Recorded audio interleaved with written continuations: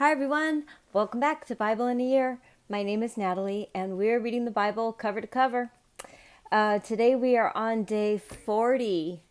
We're going to be reading out of Genesis 40, Job chapter 13, Luke chapter 19, but only verses 11 through 27 today.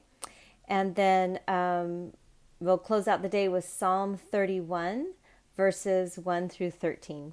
So I am so glad you are here today. Let's get started with Genesis 40. I think we had issues with Potiphar's wife the other day. Okay, so Genesis 40.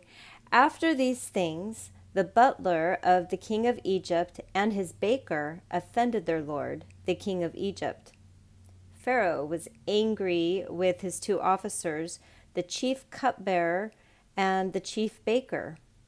He put them in custody in the house of the captain of the guard, into the prison, the place where Joseph was bound. The captain of the guard assigned them to Joseph, and he took care of them. They stayed in prison many days. They both dreamed a dream, each man his dream, in one night, each man according to the interpretation of his dream, the cupbearer and the baker of the king of Egypt, who were bound in the prison. Joseph came to them in the morning and saw them, and saw that they were sad. He asked Pharaoh's officers who were with him in custody in his master's house, saying, "Why do you look so sad today?" They said to him, "We have dreamed a dream, and there is no one who can interpret it." Joseph said to them, "Don't interpretations belong to God? Please tell it to me." The chief cupbearer told his dream to Joseph and said to him, "In my dream, behold, a vine was in front of me, and in the vine there were 3 branches. It was as though it budded, it blossomed, and its clusters produced ripe grapes. Pharaoh's cup was in my hand, and I took the grapes and pressed them into Pharaoh's cup, and I gave the cup into Pharaoh's hand." Joseph said to him, "This is its interpretation. The 3 branches are 3 days. Within 3 more days, Pharaoh will lift up your head and restore you to your office. You will give Pharaoh's cup into his hand, the way you did when you were his cupbearer. But remember me when it is all well with you. Please show kindness to me, and make mention of me to Pharaoh, and bring me out of this house. For indeed I was stolen away out of the land of the Hebrews, and here also I have done nothing, that they should put me into the dungeon." When the chief baker saw that the interpretation was good, he said to Joseph, "I also in my dream, and behold, 3 baskets of white bread were on my head. In the uppermost basket there were all kinds of baked food for Pharaoh, and the birds ate them out of the basket on my head." Joseph answered, "This is its interpretation. The 3 baskets are 3 days. Within 3 more days, Pharaoh will lift up your head from off you, and will hang you on a tree, and the birds will eat your flesh from off of you." On the 3rd day, which was Pharaoh's birthday, he made a feast for all his servants, and he lifted up the head of the chief cupbearer and the head of the chief baker among his servants. He restored the chief cupbearer to his position again, and he gave the cup into Pharaoh's hand. But he hanged the chief baker, as Joseph had interpreted to them. Yet the chief cupbearer didn't remember Joseph, but forgot about him.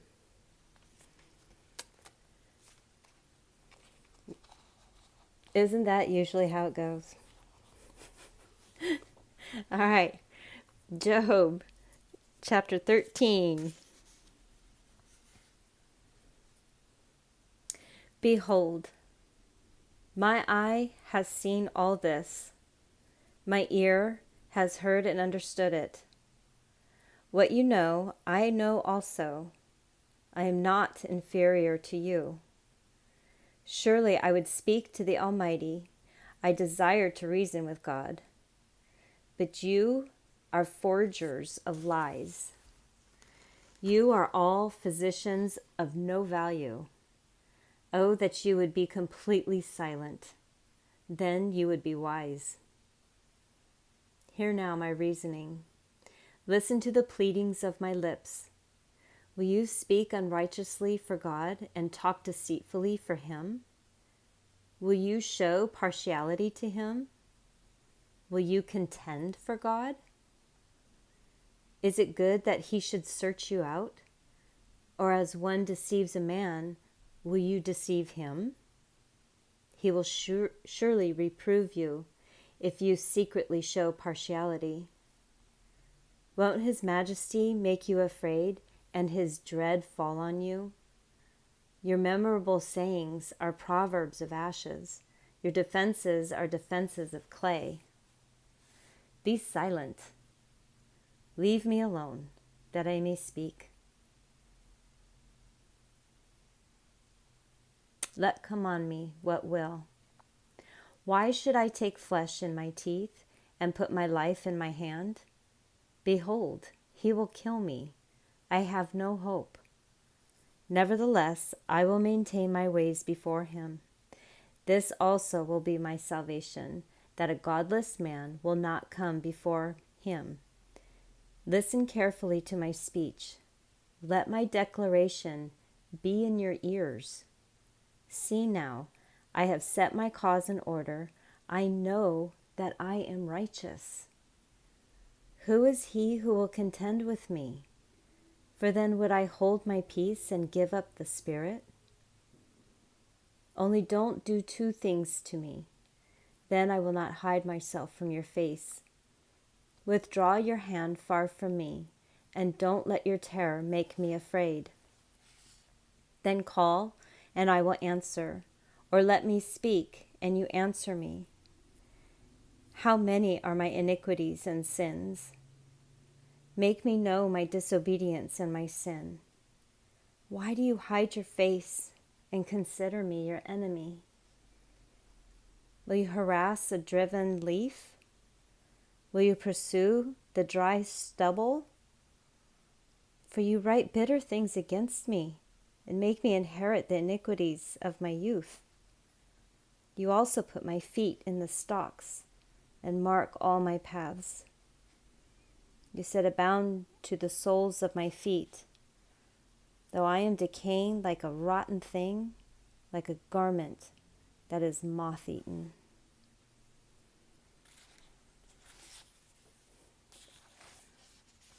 All right, moving on to Luke 19, 11 through 27.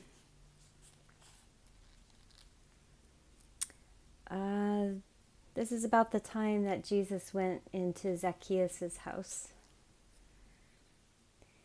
As they heard these things, he went on and told a parable, because he was near Jerusalem, and they supposed that God's kingdom would be revealed immediately.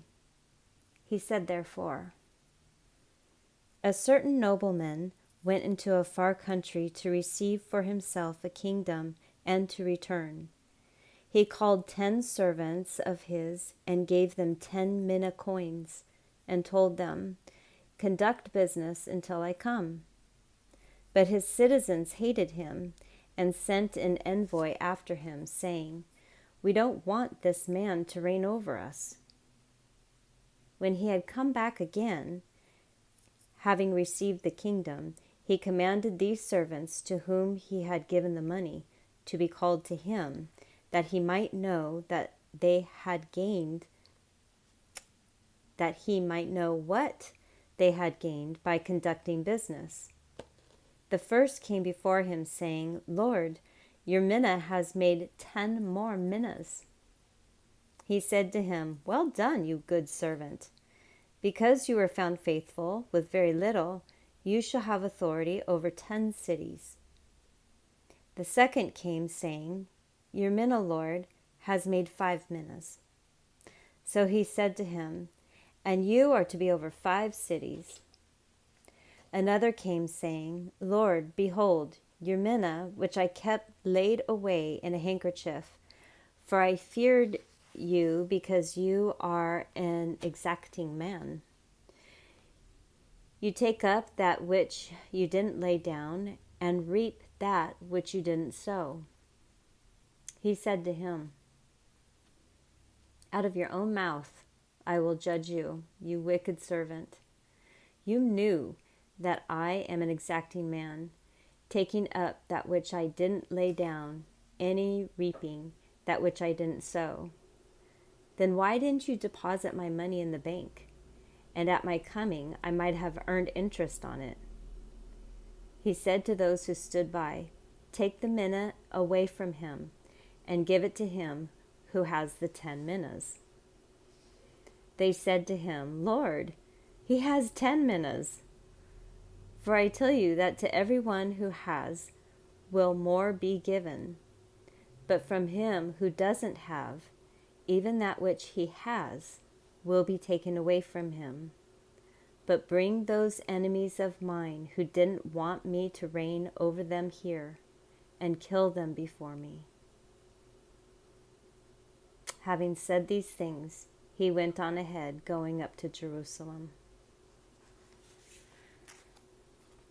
Oh, there's some hard lessons today. Let's see what Psalm 31 says. 1 through 13. Come on, Psalms. This is for the chief musician, a psalm by David. In you, Yahweh, I take refuge. Let me never be disappointed. Deliver me in your righteousness. Bow down your ear to me.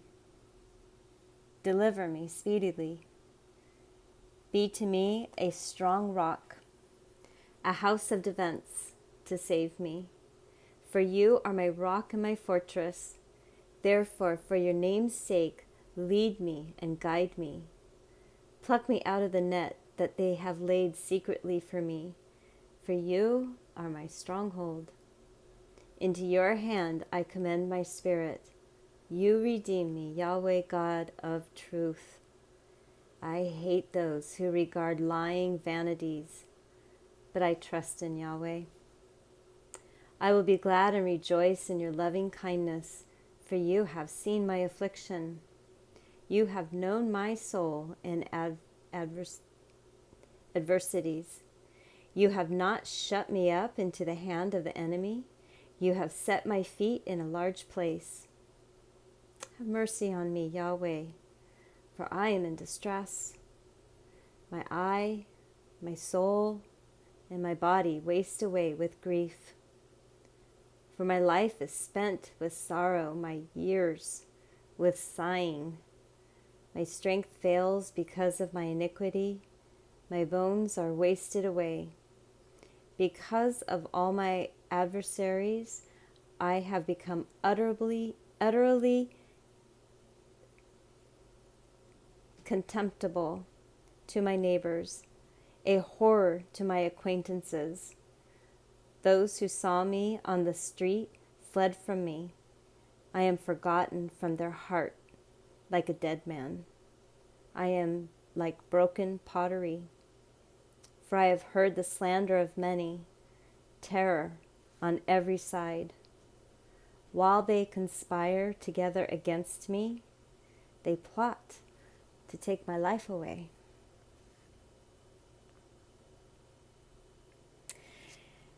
All right. That concludes our day 40. I'm so glad you joined me. These last couple days have seemed a little heavy to me, and that's okay, because this life is not just all peace and daisies as we stay in relationship with the Lord. We are in relationship with the Lord because life is difficult. That does not go away.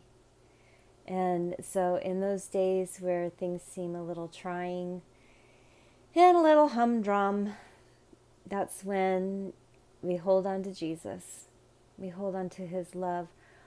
Oh, how he loves you.